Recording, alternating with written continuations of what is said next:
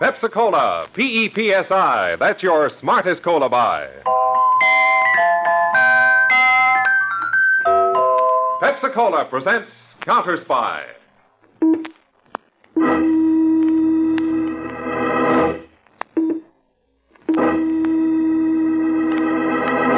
Washington calling David Harding, Counterspy. Washington calling David Harding, Counterspy. Harding, Counterspy. Calling Washington.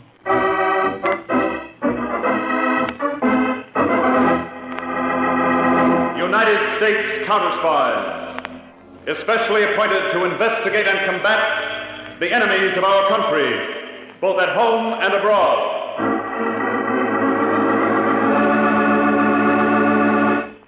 Tonight, the case of the Society Swindlers. Another Counterspy report to the American people. Brought to you each Tuesday and Thursday by Pepsi-Cola. Pepsi-Cola hits a spot. 2 full glasses, that's a lot. That's right, you heard what they said. 2 full glasses of sparkling Pepsi from one big 12-ounce bottle. You're getting an extra glassful.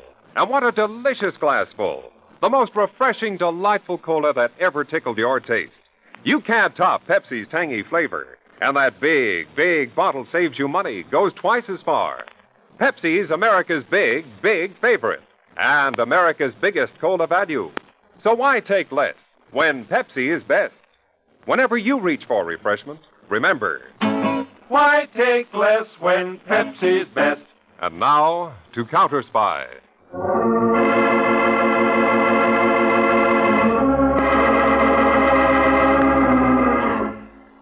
22 stories above the streets of Manhattan, in the paneled library of a penthouse, a well-groomed man in a satin smoking jacket sits at a heavy oak desk. His eyes are fixed impatiently on the sweep second hand of his unique alarm wristwatch as a dark-haired woman reads from a list. General and Mrs. Ralph C. Maxton, Dr. and Mrs. Charles Nestor, Commissioner and Mrs. Stephen W. Otis. Oh, by the way, Alfred, Mr. Otis has just been elected chairman of the Board of General Oil. I know all about Otis. Please continue, Carla. Mr. and Mrs. George R. Pace, Ambassador and Mrs. Victor Pagano, Mr. and Mrs. Lance. That'll be all, Carla. But Alfred, I haven't finished the list. You heard my alarm watch. Time is up. 3.5 minutes. You're a strange man, Alfred. Time is money, Carla. About that list. See to it that the guests appear at Mrs. Grayson's party for the World Refugee Fund. With my name on the invitation as co-hostess, no one will dare refuse to appear. They're all deadly afraid of what I may write in my weekly column. One unkind word from Countess Carlo Maroni, and they're in hot water. That title pays you real dividends, doesn't it? Thanks to your cleverness in organizing the World Refugee Fund. Ah, dear, sweet charity. What a blessing to mankind. Oh. Mr. Babson. What is it, Zero? Olson's here. He's 20 seconds late, Zero. Yeah, I know, boss. I kept him out in the hall like you said. Let's see. It's 2 minutes to 8. 1 minute and 30 seconds. That's enough time to give Polson. Alfred, you'll be back? In 1 minute and 45 seconds. All right, Zero. And down the hall.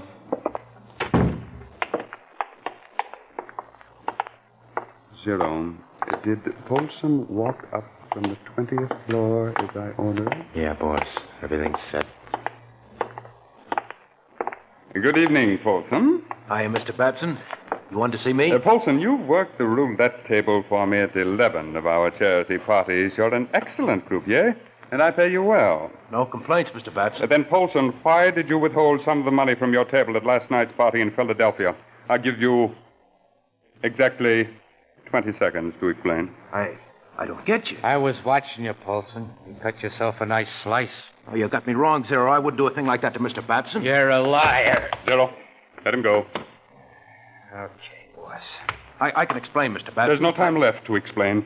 You wasted it lying. Please, just give me You heard the boss. Time's up. Get moving. Zero, open the elevator door for Polson. With pleasure. That's the way out for you, Polson. The elevator's not there. It's 22 floors below, and you're going down to meet it. What? You're taking a suicide dive, Polson. That's why I had you get off at the 20th floor and walk the rest of the way up to be sure you wouldn't be traced to my penthouse. All right, Zero. So long, Chiseler.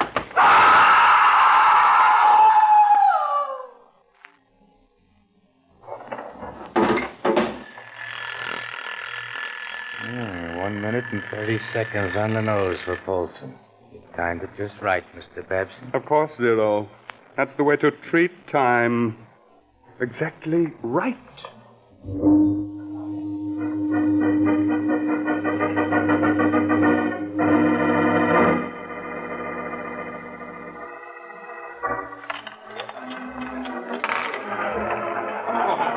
Good evening, Countess Moroni. Why, Alfred Babson, charming of you to come. I hope this party will provide you with plenty of material for your society column. Oh, yes.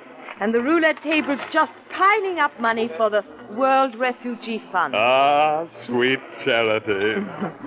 I got your signal, Alfred. Anything wrong? Come into the study, Carla. Have a minute and a half to talk to you.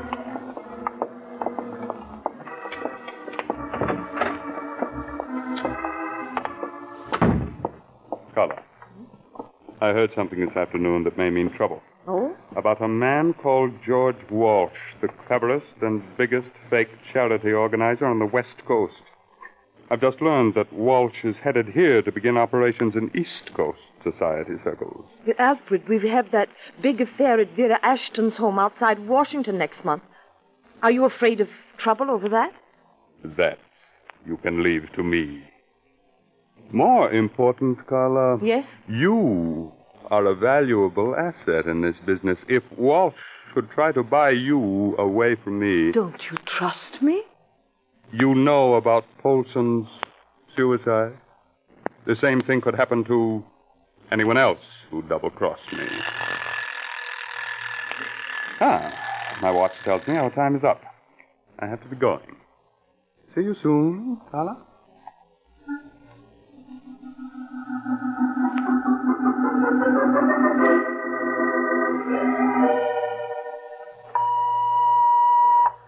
To David Harding, Chief, United States Counterspies, Washington.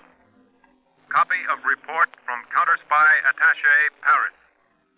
Investigation of United States charity organization, World Refugee Fund, reveals that monies forwarded here from United States are deposited in Paris banks under name of Jean Lebeuf. There is no evidence of monies being used for relief of refugees.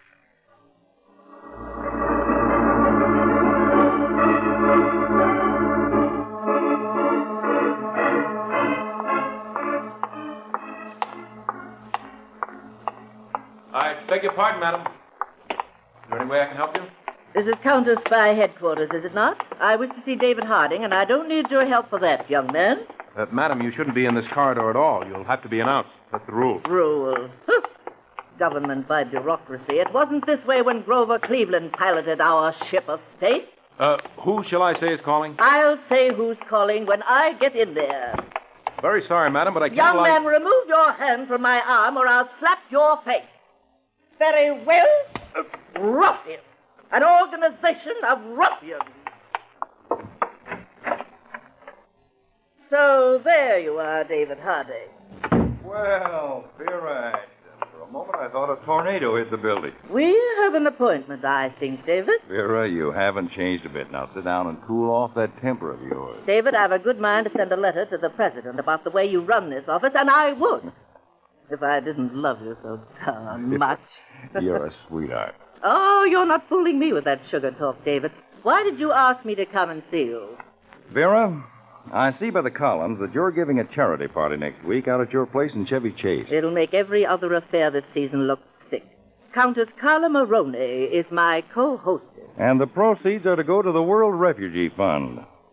Now, Vera, as a favor to me, I want you to switch your sponsorship to another charity instead of World Refugee. David, are you mad? Why, Countess Moroni is making all arrangements. Her name on the invitation is a guarantee of success. My agents, Vera, have been investigating all organizations sending money overseas for relief. Most of them are worthy groups, but we've uncovered a few exceptions. The World Refugee Fund is one of them. Ridiculous. Here's a cable report from our attaché in Paris. The World Refugee Fund is a phony front for a charity racket. Countess Moroni should be told about this.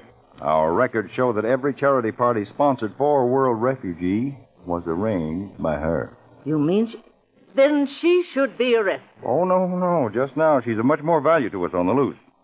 Now, I'm interested in getting at the big brains behind this sleazy racket, and I've already started a trick to smoke him out. You want to help? David Harding, that's the silliest question you ever asked. Then I'll let you in on a secret. A big West Coast charity racketeer, George Walsh, is coming east to operate in society circles. His assistant, a fellow named Ralph Harrison, will be with him. And he's going to call on you, Vera. Good heavens. Oh, David, is this another of your techniques? Still can't fool you, can I? But seriously, Vera, I hope to trap that unknown racketeer behind Countess Moroni. And there's nothing like the assumed threat of gangland claim jumping to bring an unknown criminal out into the light. But, David, what has a fight between criminals to do with me? Vera, I'm making your charity party next week the battleground.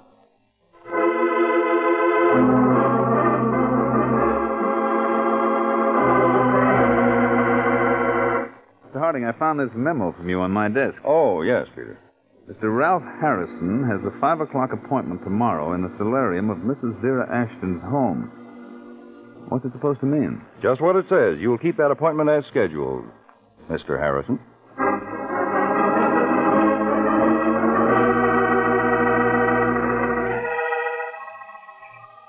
And now, Mr. Harrison, allow me to present you to my dear friend, Countess Carla Moroni. Countess? How do you do? Carla, darling, as I told you on the phone, Mr. Harrison is Assistant Director of the Federation of European Charities.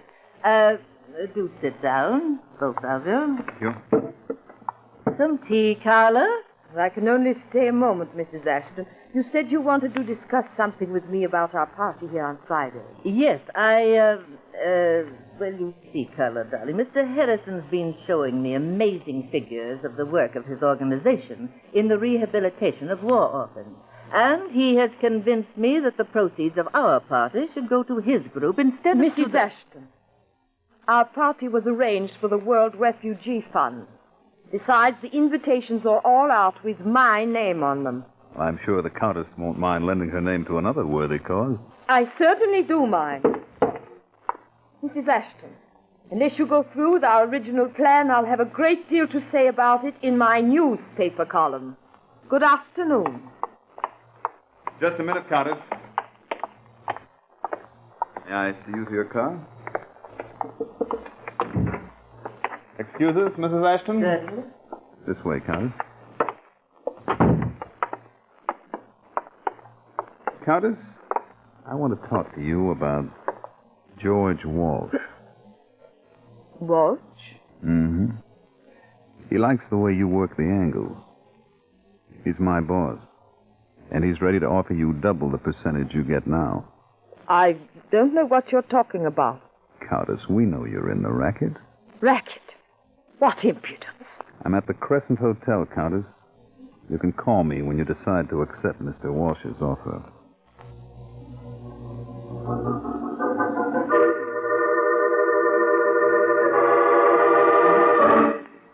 Hello, Mr. Harding Peters. How'd you make out, Peters? So far, so good. Then don't come back here to headquarters. Meet me in half an hour at Pennsylvania and 18th, okay? Okay, Dave. Hello? Hello? Carla, this is Alfred Babson. Oh, at last. When did you get into Washington? About 20 minutes ago with Zero and the other boys. I'm stopping at the Hotel Newton. I've got to see you at once. What's wrong? That trouble you anticipated. It's here, in Washington. Hey, mister, is that light? Yeah, here you are. Car in the corner, Peters. Mr. Harding's waiting for you.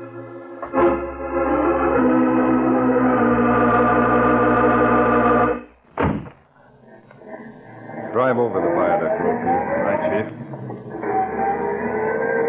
Now, Peter, the New York field office has just come up with some interesting information. It may be the tie-in we're looking for. Shoot. 3 weeks ago, a man named Steve Polson was killed when he fell or jumped down an apartment house elevator shaft. It turns out that Polson was a croupier at the charity parties for the World Refugee Fund. Any evidence of murder? No, but the penthouse of that apartment building is leased by an Alfred C. Babson. Any dope on him, Dave? Now, Babson's a society playboy, and a checkup shows he's been an invited guest to all the parties. And he's right here in Washington. Arrived less than an hour ago. Just a minute. Harding, car 1, go ahead. J-12 reporting, Mr. Harding. Countess Maroney just went into room 907 at the Hotel Newton. Register shows room occupied by Alfred C. Babson. Thanks. Peters, get back to your room at the Crescent. Now, if Countess Maroney's with Babson now, I think you can expect a phone call from her very shortly. I'll be most interested to know her proposition.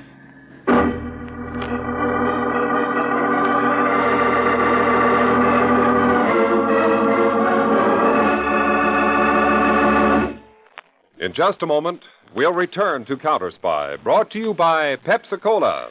Pepsi-Cola hits a spot. 2 full glasses, that's a lot. Lots more value, lots more zest. Why take less when Pepsi's best? More and more, among fellows and girls, among mothers and dads, you hear that sane and sensible question, why take less when Pepsi is best? No budget, no allowance, ever had a better friend than tangy, sparkling Pepsi-Cola. Because one big 12-ounce Pepsi bottle gives you 2 delicious drinks. That's twice as much tangy taste, twice as much delicious Pepsi to go just twice as far. That's why more and more families say, why take less when Pepsi is best?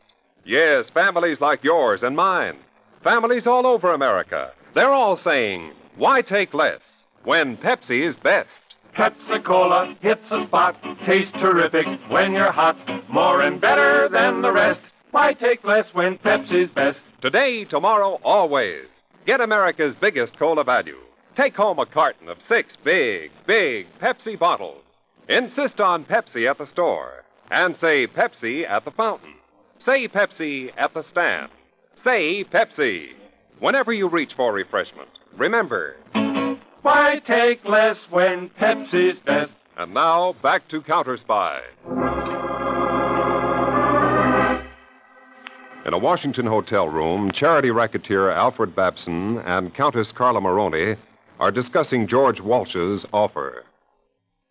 See, Carla, Walsh's offer is double whatever I'm giving you. Alfred, I told you I can be trusted. Boss, we better pull out of this caper. Yes, Cyril? Why? Now, we heard Walsh is a tough customer with a mob of gorillas. Maybe, but I'm not letting this plum fall out of my hands into his lap. Carla, the first step is for you to call this man Harrison and arrange a meeting right away. You'll take him for a drive across the river.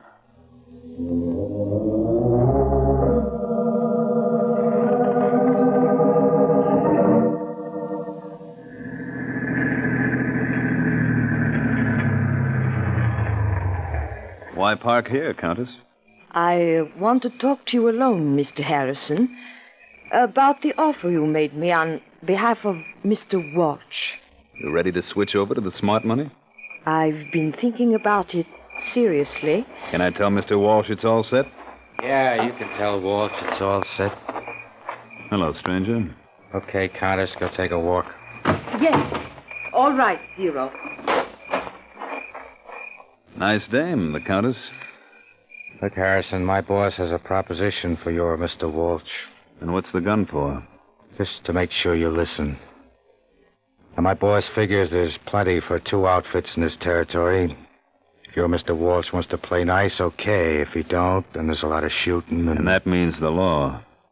And none of us makes out. And it's a deal? I'll have to talk to Mr. Walsh. What's his cut? He and my boss can talk that over. Where and when? You bring Walsh to the Ashton Dames' big party tomorrow night. My boss will be out on the terrace. There'll be a white carnation in his buttonhole so you can spot him. A white carnation? You two show out on the terrace at 11, on the nose. Do you think Walsh will go for a sit-up like that? Mrs. Ashton's party at 11. Chief meets your boss. Yeah. Yeah, Zero. I guarantee you my boss will go for a setup like that.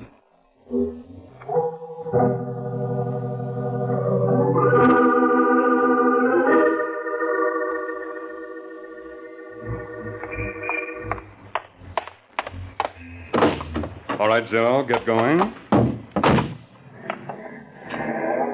What took you two so long?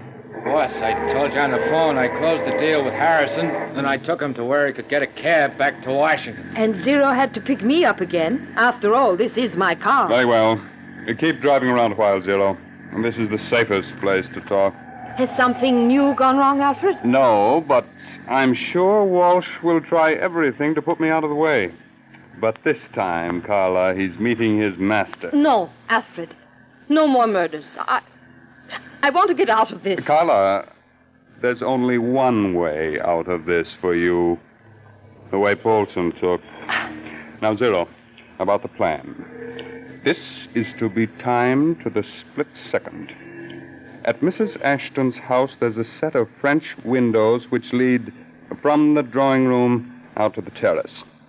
Carla, at exactly 4 minutes before 11, you will go into the drawing room and switch on the lights. Yes? I want Walsh and Harrison silhouetted plainly against those French windows. I see. There's a row of bushes at the rear of the garden, 100 yards from the terrace. I'll jockey Walsh and Harrison into position in front of the window. At 11:01, I light a cigarette. Zero, that will let you know you have exactly 2 minutes to get ready. I'll be ready. At 11:03, my alarm will go off. You won't hear it, Zero, so keep your eyes on your own watch. At 11:03, you fire with the telescopic sight. 1 shot for Walsh, 1 for Harrison. And remember, both of you, timing is everything.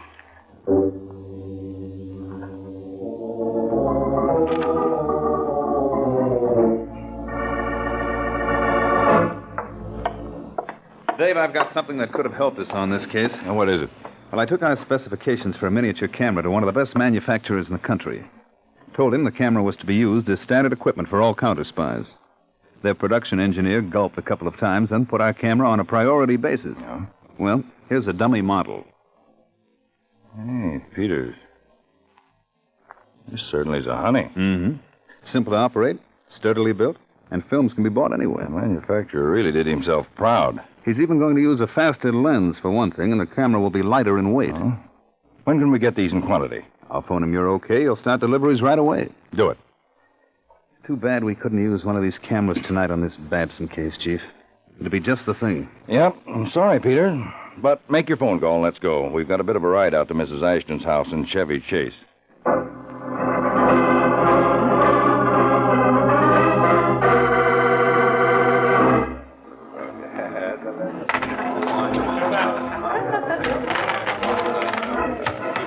What's the time, Peters? 1 minute of 11, Dave. There's the Countess coming out of the drawing room. Now, Vera, your cooperation is of the utmost importance. David, I'm worth any 10 of your agents. I'll keep that miserable Countess creature away from the terrace, all right. I'll talk her deaf, dumb, and blind. Vera, I love you. Well, I'd better get started. Come on, Peters. Let's go out on the terrace. Fine.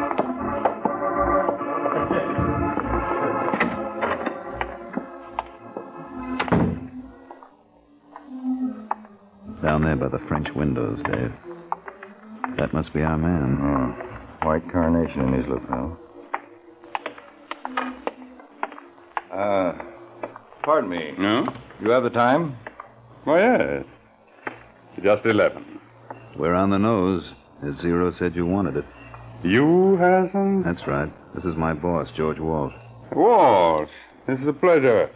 My name's Alfred Babson. Babson, the pleasure's all mine. Chief's been looking forward to this meeting, Mr. Babson. Yes. And now, Babson, I'm sure I'm going to get just what I came for.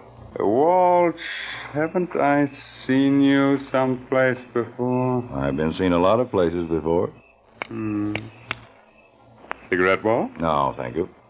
Harrison? Thanks. Lion? Mm-hmm.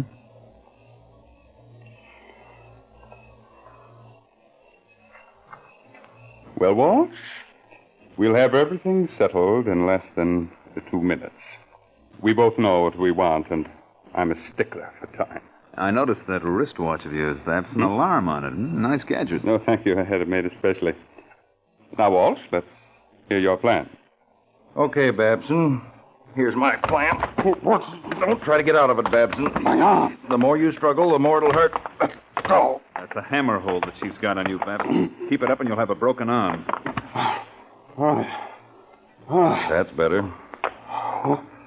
What's the idea of this, Caper? Go on, Babson. Over to the French window. Oh, wait. Move, What? I said.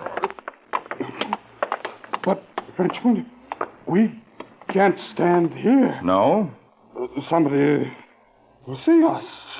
We'd better go inside. We'll talk right here, and you've got only 60 seconds left. 60, Babson. Only 60. You're right in front of me, Babson. When Zero shoots from those bushes down there, you get it first. You know. After the Countess made the appointment to meet my assistant, I had her car wired for sound. What I heard you, Zero, and the Countess say sounded very interesting. Babson, 45 seconds left. I'll be killed. Tell him not to shoot. 40 seconds, Babson. Now you're getting just what you gave Steve Polson. I had killed Polson. I couldn't trust him. 35 seconds left. Don't let Zero shoot. Stop him. Walsh, I'll give you anything you want. Sounds as if you have an offer for me. 25 seconds, Babson. Walsh, I'll clear out of the charity racket. You take over the whole operation. Everything. The Countess goes with it. You can have it all. 15 seconds to go. Didn't you hear me? I'm giving you everything. 10. No! Don't shoot! It's me! Don't shoot! Now exactly 3 minutes past 11. It's me! No! Don't shoot! Don't shoot! Don't shoot! Don't!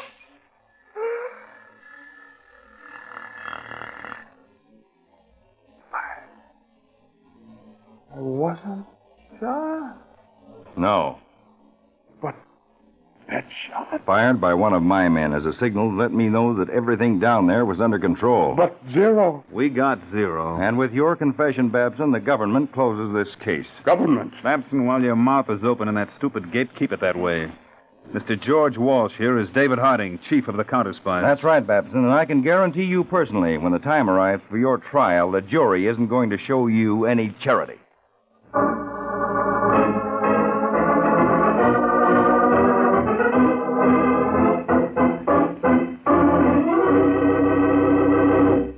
When your friends drop in, be generous, but be thrifty, too. Serve plenty of delicious Pepsi-Cola. Pepsi's big 12-ounce bottle gives you not just one sparkling glassful, but two. Get a carton of 6 and serve 12 delicious drinks. Yes, Pepsi is America's biggest cola value. You get twice the tangy taste, twice the refreshment, twice the Pepsi. So why take less when Pepsi is best? Whenever you reach for refreshment, remember... Pepsi-Cola hits the spot. 2 full glasses, that's a lot. Lots more value, lots more zest. Why take less when Pepsi's best? Tune in every Tuesday and Thursday, same time, same station, to Counterspy. Listen on Thursday for the exciting Counterspy case of the high-class hijacker.